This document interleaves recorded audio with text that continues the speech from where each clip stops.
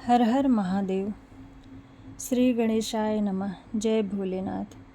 हिंदू धर्म में सुहाग से जुड़े व्रत रखने की परंपरा सदियों से चली आ रही है। इन उपवासों को रखने से वैवाहिक जीवन में खुशियां बनी रहती हैं, साथ ही पति पत्नी के रिश्तों में मजबूती आती है। सभी उपवास में से करवा चौथ व्रत को अधिक महत्वपूर्ण माना जाता है। इस दिन महिलाएं पति की लंबी उम्र, तरक्की और अच्छे स्वास्थ्य के लिए निर्जला व्रत रखती हैं, जिसका पारण चाँद निकलने पर किया जाता है। पंचांग के अनुसार कार्तिक मास के कृष्ण पक्ष की चतुर्थी तिथि को करवा चौथ का पर्व मनाया जाता है। इस साल 20 अक्टूबर 2024 को करवा चौथ का व्रत रखा जाएगा। इस दिन व्रत रखने वाले को कृतिका नक्षत्र का संयोग बन रहा है, जो उनके लिए बहुत शुभ माना जाएगा, जो व्रत की महत्ता को अधिक बढ़ा रहा है। ऐसे में चाँद की पूजा करना और भी लाभदायक होगा, जिससे व्रत के संपूर्ण फल की प्राप्ति होगी। चाँद निकलने का सही समय क्या है? कार्तिक माह की कृष्ण पक्ष की चतुर्थी तिथि 19 अक्टूबर 2024 को शाम 6:17 पर शुरू होगी। इस तिथि का समापन 20 अक्टूबर को दोपहर 3:47 पर होगा। पंचांग के अनुसार करवा चौथ पर पूजा का शुभ मुहूर्त 20 अक्टूबर शाम 5:46 से शुरू होगा। ये मुहूर्त शाम 7:02 तक रहने वाला है। इस दौरान चाँद निकलने का समय 7:44 का है। करवा चौथ के दिन शुभ दिन पर स्नान आदि से निवृत्त होना चाहिए। फिर मन में निर्जला व्रत का संकल्प लें। इसके बाद मुहूर्त के अनुसार तुलसी के पास बैठकर दीपक प्रज्वलित करें, करवा चौथ व्रत की कथा पढ़ें, फिर पूजा की तैयारी शुरू कर दें। इस दौरान सबसे पहले एक थाली में फूल, फल, मिठाई, धूप, दीप, रोली को रखें। इसके बाद मिट्टी के बने करवा में चावल भरकर उसे दक्षिणा के रूप में रख दें। साथ ही अपने रिवाजों के आधार पर दान के सामानों को भी रखें। चाँद निकलने के बाद चंद्रमा को अर्घ्य दें। फिर छलनी में जलता हुआ दीपक रखकर चंद्र दर्शन करें और इसके बाद उसी छलनी से अपने पति का मुख भी देखें। पति के हाथों से पानी पीकर अपने व्रत का पारण करें। इस दौरान आप घर के बड़ों का आशीर्वाद भी लें। फिर पूजन में उपयोग की हुई श्रृंगार की सामग्री और करवा को सास या किसी सुहागिन स्त्री को दान में दे दें और उनके पैर छूकर आशीर्वाद लें। करवा चौथ पर महत्वपूर्ण कहानियाँ पढ़ी जाती हैं। इन कहानियों को पढ़े बिना यह व्रत पूर्ण नहीं माना जाता है। तो करवा चौथ की पहली कहानी है। एक साहूकार था जिसके 7 बेटे और 1 बेटी थी। सातों भाई व बहन एक साथ बैठकर भोजन करते थे। एक दिन कार्तिक की चौथ का व्रत आया तो भाई बोला, बहन आओ भोजन करें। बहन बोली कि आज करवा चौथ का व्रत है, चाँद उगने पर ही खाऊंगी। तब भाइयों ने सोचा कि चाँद उगने तक बहन भूखी रहेगी, तो एक भाई ने दिया जलाया, दूसरे भाई ने छलनी लेकर उसे ढका और नकली चाँद दिखाकर बहन से कहने लगे कि चल चाँद उग आया है, अर्घ्य दे ले। बहन अपनी भाभियों से कहने लगी, चलो अर्घ्य दें। तो भाभियाँ बोली, तुम्हारा चाँद उगा होगा, हमारा तो रात्रि में उगेगा। बहन ने अपने भाई के कहने पर अकेले ही अर्घ्य दे दिया और जब वह खाने बैठी तो पहले ग्रास में बाल आया, दूसरे ग्रास में कंकड़ आया और तीसरा ग्रास मुंह की ओर किया तो उसकी ससुराल से संदेशा आया कि उसका पति बहुत बीमार है, जल्दी भेज दो। माँ ने जब लड़की को विदा किया तो कहा कि रास्ते में जो भी मिले उसके पांव लगना और कोई सुहाग का आशीष दे तो उसके पल्ले में गांठ लगाकर कुछ रुपए देना। बहन जब भाइयों से विदा हुई तो रास्ते में जो भी मिला उसने यही आशीष दिया कि तुम 7 भाइयों की बहन, तुम्हारे भाई सुखी रहें और तुम उनका सुख देखो। सुहाग का आशीष किसी ने भी नहीं दिया। जब वह ससुराल पहुंची तो दरवाजे पर छोटी ननद खड़ी थी। वह उसके भी पास गई और पाँव लगी तो उसने कहा कि सुहागिन रहो, सपूती हो। तो उसने यह सुनकर पल्ले में गांठ बांधी और ननद को सोने का सिक्का दिया। तब भीतर गई तो सास ने कहा कि पति धरती पर पड़ा है तो वह उसके पास जाकर उसकी सेवा करने के लिए बैठ गए। बाद में सास ने दासी के हाथ बची खुची रोटी भेज दी। इस प्रकार से समय बीते मार्ग शीर्ष की चौथ आई तो चौथ माता बोली, करवा ले ले, करवा ले ले, भाइयों की प्यारी करवा ले ले।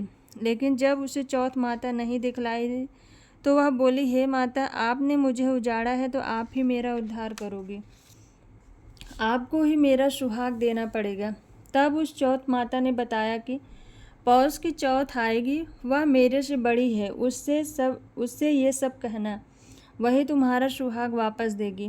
पौष की चौथ आकर चली गई, माघ की आकर चली गई, फाल्गुन की आकर चली गई, चैत्र, वैशाख, ज्येष्ठ, आषाढ़ और श्रावण, भादव सभी चौथ आई और यही कहकर चली गई कि आगे वाली को कहना।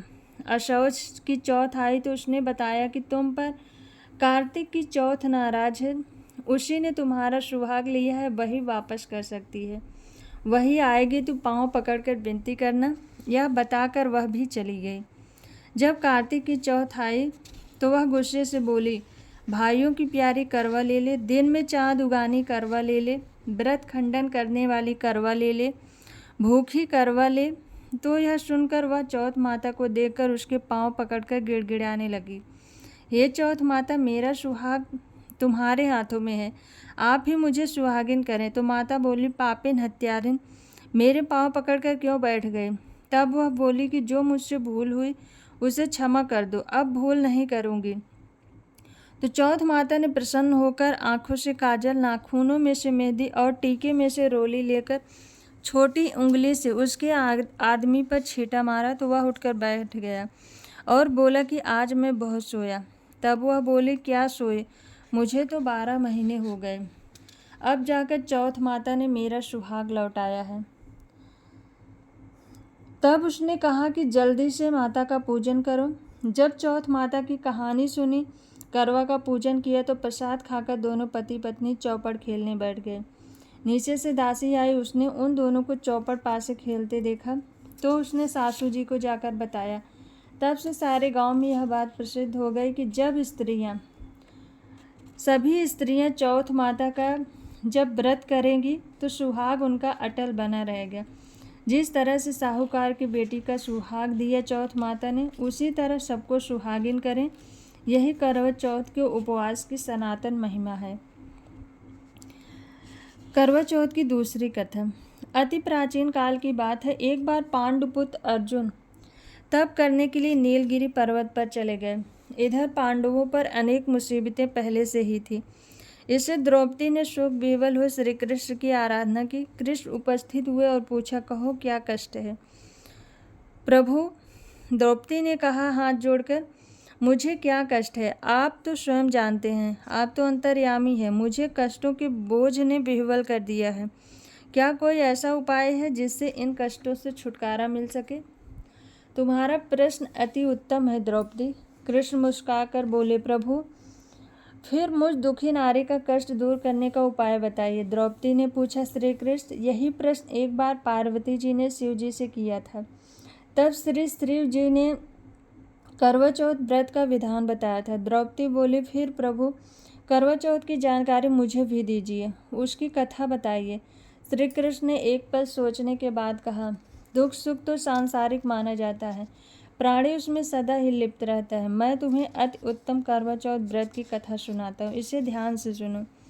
प्राचीन काल में गुणी विद्वान धर्मपरायण एक ब्राह्मण रहता था। उसके 4 पुत्र तथा एक गुणवती सुशील पुत्री थी। पुत्री ने विवाहित होकर चतुर्थी का व्रत किया, किंतु चंद्रोदय से पूर्व ही उसे भूख ने परेशान कर दिया। इससे उसके स्नेही दयालु भाइयों ने छल से पीपल की आड़ में झूठा चंद्रमा बनाकर दिखा दिया। लड़की ने अर्घ्य दे भोजन कर लिया। भोजन करते हुए उसके पति की हृदय गति बंद हो गई। अब तो उसकी हृदय विदारक करुण चीत्कार से सारा गांव कांप उठा। उसी रात्रि में इंद्राणी भूमि विचरण करने आई। तब ब्राह्मण पुत्री ने उससे अपने दुख का कारण पूछा। इंद्राणी ने बताया, तुम्हें करवा चौथ व्रत के लिए चौथ दर्शन से पूर्व भोजन कर लेने से यह कष्ट मिला है। तब उस लड़की ने अंजलि बांधकर विनय की कि इससे मुक्त होने का कोई उपाय बताइए। पर इस पर इंद्राणी ने कहा, यदि तुम विधि पूर्वक अगली करवा चौथ का व्रत करने का वचन दो तो तुम्हारा पति पुनर्जीवित हो जाएगा। कन्या ने ऐसे करने का वचन दिया, उसका पति स्वस्थ हो गया। अब तो उस कन्या ने वर्ष भर की प्रत्येक चतुर्थी का व्रत शुरू कर दिया और अनंत अखंड सुहाग प्राप्त किए। श्री कृष्ण ने कहा, हे द्रौपदी, यदि तुम इस व्रत को करोगे तुम्हारे सभी संकट टल जाएंगे। इस प्रकार द्रौपदी ने इस व्रत को किया और पांडव सभी क्षेत्र में विजयी हुए। इस प्रकार सौभाग्य, पुत्र पौत्रादि और धन धान की इच्छुक स्त्रियों को यह व्रत विधि पूर्वक करना चाहिए। इस व्रत में भगवान शंकर की पूजा और आरती की जाती है। करवा चौथ व्रत की तीसरी कथा। एक ब्राह्मण परिवार में 7 बहुएं थी। 6 बहुओं के मायके वाले बहुत अमीर थे। इस कारण ससुराल में उनका बड़ा मान था, परंतु छोटी के मायके में कोई न था। वह घर का सारा काम काज करती, सबकी सेवा करती, पर उससे कोई प्यार नहीं करता था। सभी दुत्कारते रहते। तीज त्योहारों पर भी सब उसके मायके से कोई नहीं आता, तब वह बहुत दुखी होती। हर वर्ष की तरह इस वर्ष भी करवा चौथ का व्रत आया। अन्य बहुओं के मायके से उनके भाई करवा लेकर आए, पर उसके मायके से कोई होता तो करवा लेकर आता। सास भी छोटी को ही खरी खोटी सुना रही थी। वह दुखी होकर घर से निकल पड़ी और जंगल में जाकर रोने लगी। तब एक नाग बहुत देर से उसका रोना सुन रहा था। अंत में वह अपने बिल से निकल आया और पूछने लगा, बेटी क्या बात है, तुम रो क्यों रही हो? छोटी बोली, आज करवा चौथ है, मेरा कोई भाई नहीं है। यदि मेरा कोई भाई होता तो आज जरूर करवा लेकर आता। नाग को छोटी पर दया आई। नाग ने कहा, बेटी तुम घर चलो, मैं अभी करवा लेकर आता हूँ। थोड़ी देर बाद नाग उसकी ससुराल जा पहुँचा। ससुराल वाले इतना सामान देकर चकित हो गए। सास भी प्रसन्न हो गई। सास ने प्रसन्न मन से छोटी को नाग देवता के साथ भेज दिया। नाग देवता ने छोटी को अपना सारा महल दिखाया और कहा, जितने दिन चाहो आराम से रहो, मन चाह खाओ, मन चाह पहनो, पर एक बात का ध्यान रखना कि सामने जो नाद रखी है उसे कभी मत खोलना। छोटी सारा समय महल में आराम से काटती, पर नाद के बारे में उसकी उत्सुकता बढ़ती ही जाती। एक दिन जब कोई घर में न था, उसने नाद उठाकर देखा तो हजारों छोटे छोटे सांप के बच्चे इधर उधर रेंगने लगे। उसने जल्दी से नाक ढक दी। जल्दी से नाद को नीचे रखने के कारण एक सांप की पूंछ कट गई। शाम को नाग के आने पर छोटी ने अपनी गलती स्वीकार कर ली। नाग ने भी उसे क्षमा कर दिया। जब छोटी ने ससुराल जाने की इच्छा की तो उसने धन रत्न आदि देकर विदा किए। छोटी के ससुराल में अब उसकी बड़ी इज्जत होने लगी। उधर जिस सांप की पूंछ कटी थी उसे सब बंडा कहकर तंग करने लगे। एक दिन उसने अपनी माँ से पूछा कि मेरी पूंछ कैसे कटी। माँ ने कहा थी कि छोटी के नाद उठाने और जल्दी से रखने से तुम्हारी पूंछ कट गई। वह बोला, मैं छोटी से बदला लूँगा। माँ के बहुत समझाने पर भी वह एक दिन चुपचाप छोटी के घर में जा छुपा और मौका पाकर उसे काटने की सोचने लगा। वहाँ छोटी और उसकी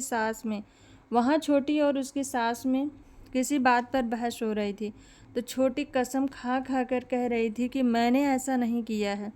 वह कह रही थी, मुझे बंडा भैया से प्यारा कोई नहीं है, उन्हीं की कसम खाकर कहती हूँ कि मैंने ऐसा नहीं किया है। बंडा ने जब यह सुना तो सोचने लगा, जो मुझसे इतना प्यार करती है, मैं उसे ही काटने आया हूँ। वह चुपचाप घर चला गया। माँ ने पूछा, ले आए बहन से बदला? वह कहने लगा, माँ बहन से कैसा बदला? तभी से बंडा भाई और छोटी बहन हुए। अब भाई प्रतिवर्ष चौथ के दिन बहन के यहाँ करवा लेकर जाता और बहन बड़े प्यार से करवा चौथ का व्रत करती। करवा चौथ की चौथी कथा। प्राचीन काल में करवा नाम की एक पतिव्रता स्त्री अपने पति के साथ नदी किनारे एक गांव में रहती थी। कार्तिक मास के कृष्ण पक्ष की चतुर्थी के दिन उसका पति नदी में स्नान करने के लिए गया। स्नान करते समय मगर ने उसका पैर पकड़ लिया। वह करवा करवा नाम लेकर जोर जोर से अपनी पत्नी को पुकारने लगा। आवाज़ सुनकर उसकी पत्नी दौड़कर आई और उसने मगर को एक कच्चे धागे से बांध दिया। मगर को बांधकर वह यमराज के यहाँ पहुंची और यमराज से बोली, भगवान, मगर ने मेरे पति का पैर पकड़ लिया है, अतः पैर पकड़ने के अपराध में आप अपने बल से उस मगर को नरक में ले जाओ। यमराज ने कहा, अभी मगर की आयु शेष है, अतः मैं ऐसा नहीं कर सकता। इस पर करवा ने कहा, यदि आप ऐसा नहीं करोगे तो मैं आपको श्राप देकर नष्ट कर दूंगी। यह सुनकर यमराज डर गए और उस पतिव्रता स्त्री करवा के साथ जाकर मगर को उन्होंने यमपुरी भेज दिया और करवा के पति को दीर्घायु प्रदान की। हे करवा माता, जैसे तुमने अपने पति की रक्षा की, वैसे ही सबके पतियों की रक्षा करना।